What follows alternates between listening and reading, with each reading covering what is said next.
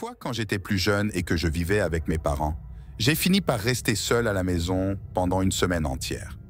C'était très surprenant, car mes parents ne quittaient presque jamais la maison. Une riche connaissance de ma mère avait invité mes parents pour un voyage tout frais couvert. Étant le seul enfant, je me sentais complètement seul à la maison. La vieille maison de mes parents était ornée d'une belle forêt à l'arrière et était située dans une rue calme. Seules quelques voitures descendaient cette rue chaque jour. À l'arrière de la maison, il y avait un grand balcon qui donnait sur la forêt luxuriante. Entre la verdure de la forêt et le confort de notre maison, il y avait un jardin particulièrement spacieux. Dans le joli jardin, il y avait même une piscine et un petit étang plein de poissons. Cet événement a été marqué par un jeudi soir de juillet 2013, plein d'émotions et d'intensité. Je me souviens clairement que c'était un jeudi, car ce jour-là, nous avons spartagué avec enthousiasme nos projets pour le week-end tant attendu entre amis. J'étais sur le porche en train de profiter du jardin à l'arrière, de fumer un joint et en même temps d'écouter de la musique sur mon haut-parleur. C'est à cette époque que tout a commencé à se dérouler. J'ai cru entendre une voix de la forêt. J'ai baissé le volume de la musique et me suis concentré sur l'écoute attentivement pendant quelques instants. Cela ne s'est plus jamais reproduit. J'ai donc décidé d'augmenter à nouveau le volume de la musique. Dès que la musique augmentait à nouveau, j'entendais à nouveau une voix venant de la forêt. Cette fois, j'ai complètement arrêté la musique et je suis resté là, écoutant attentivement plus longtemps. Une voix se répéta, venant de la forêt. Cela n'a fait que confirmer ma certitude que je n'hallucinais pas. J'étais vraiment concentré là-dessus.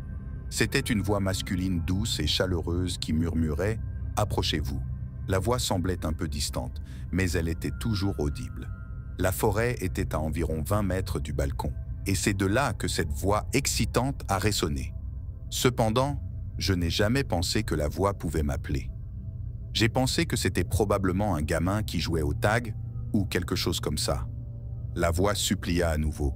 Je suis désespéré d'avoir de l'aide. Cette fois, j'ai réalisé que la voix était trop grave pour être celle d'un enfant. Quand quelqu'un demande de l'aide en désespoir de cause, cela aura toujours un grand impact sur nous. À ce moment-là, j'ai commencé à me sentir mal à l'aise, parce que je me demandais vraiment si cette voix me parlait. Je me suis levé de ma chaise, j'ai descendu les escaliers du balcon et j'ai marché jusqu'à la pelouse. Soudain, j'ai été pris par surprise par le cri désespéré qui a retenti tout près de moi. « S'il te plaît, aide-moi ». La voix était complètement devant moi, très distincte et claire. Par conséquent, à ce moment-là, j'ai eu le sentiment que la voix communiquait vraiment avec moi. À contre-cœur, j'ai crié en retour. « Qui êtes-vous de toute façon ?» La voix a répondu de toute urgence. « Je suis coincé, j'ai besoin d'aide. » J'ai été surpris d'apprendre qu'il était détenu. La voix a supplié « Je suis juste en face de toi, s'il te plaît, aide-moi. » Le cœur lourd, j'ai marché prudemment à travers l'herbe vers le fourré. J'ai crié « Où es-tu? J'y vais !» La voix a immédiatement répondu, avec un ton émotionnel. Nous l'avions déjà. J'ai demandé avec détresse. L'attente, es-tu seul ou accompagné? Cependant, cette fois, le silence était la seule réponse. Soudain, j'ai arrêté ma marche vers la forêt. J'ai eu un sentiment horrible. Lentement, je me suis retiré vers ma maison et mon refuge sur le balcon. Je ne voulais pas du tout m'éloigner de la forêt, car j'ai finalement réalisé à quel point cette situation était étrange. Je suis retourné sur le balcon de ma maison et le silence régnait. La voix, c'est tout pour toujours. Si c'était vraiment un véritable appel à l'aide, la voix aurait mentionné quelque chose. Elle aurait pu me supplier de ne pas partir ou quelque chose comme ça. Les gens qui étaient dans cette forêt pouvaient clairement dire que je me méfiais de tout. Seul le Seigneur sait combien d'âmes étaient là. Il ne pouvait y en avoir que 3, je ne sais pas. Tout ce que je sais, c'est que l'idée de se perdre dans les bois n'a aucun sens pour moi. Je ne comprends pas comment cela peut arriver et cela me rend très anxieux. La personne s'est retrouvée avec sa chemise coincée dans un arbre ou quelque chose comme ça. Plus j'y pensais, plus je ressentais le besoin de rentrer chez moi en courant et de verrouiller toutes les portes, juste pour me sentir en sécurité. Je me suis permis de me reposer dans le salon pendant quelques minutes ressentant encore les effets de ce que j'avais consommé. Et je pense que c'est pourquoi je ne pouvais pas réaliser avant ce qui se passait, parce que j'étais tellement distrait et calme à ce moment-là. Cependant, soudain, j'ai de nouveau entendu la voix venant de l'extérieur, et cette fois, elle était plus proche. Avec une certitude absolue, elle revenait du jardin cette fois et non de la forêt. J'ai entendu un bruit d'eau, provenant peut-être de la piscine ou de l'étang à poissons. J'ai couru à la fenêtre, impatient d'observer. À première vue, je n'ai vu personne.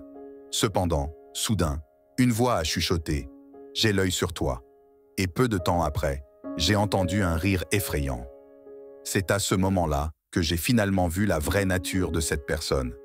Il semblait être le seul homme à ce moment-là, ou peut-être était-il le seul homme là-bas. Il se cachait derrière la piscine et je ne pouvais voir que sa tête, ressentant un pincement au cœur pour la situation à laquelle il pourrait être confronté. Il faisait si sombre que je pouvais à peine voir ses contours, mais une chose était évidente. Il possédait de longs cheveux noirs. Je tenais fermement les rideaux, essayant de l'empêcher d'être visible pour moi. Je pensais qu'il perdrait peut-être tout intérêt si j'arrêtais d'y prêter attention. Il est probable qu'il était un homme tourmenté qui trouvait du plaisir à déranger les autres. Par conséquent, je ne voulais pas satisfaire ses désirs. Cependant, le moment décisif pour moi est venu quand j'ai entendu des coups agressifs à la fenêtre, juste là où j'avais fermé le rideau. Dans la rue, l'homme désespéré a commencé à crier à l'aide. J'ai crié de toute l'intensité de mon être. Je lui ai dit d'aller en enfer et j'ai averti que la police était en route. J'ai crié et crié sans arrêt, essayant d'avoir l'air plus fou que lui. J'entendis son rire résonner de l'autre côté de la vitre alors qu'il s'éloignait progressivement, emportant avec lui son bonheur qui se dissipait à chaque pas qu'il faisait. Je me suis assis sur le canapé, ressentant des tremblements sur tout mon corps et ma respiration était détraquée. Je suis resté immobile pendant quelques minutes et j'ai eu le sentiment que l'homme avait vraiment abandonné. Malgré toutes les difficultés, j'ai réussi à dormir cette nuit-là grâce à l'articulation qui m'aide toujours à me détendre et à dormir. Cependant, je suis toujours troublé par l'idée que j'aurais pu gérer cette situation tout à fait différemment si je n'avais pas été sous l'influence de drogue. En tout cas, j'ai très peur d'être seul à la maison pendant longtemps après cet incident.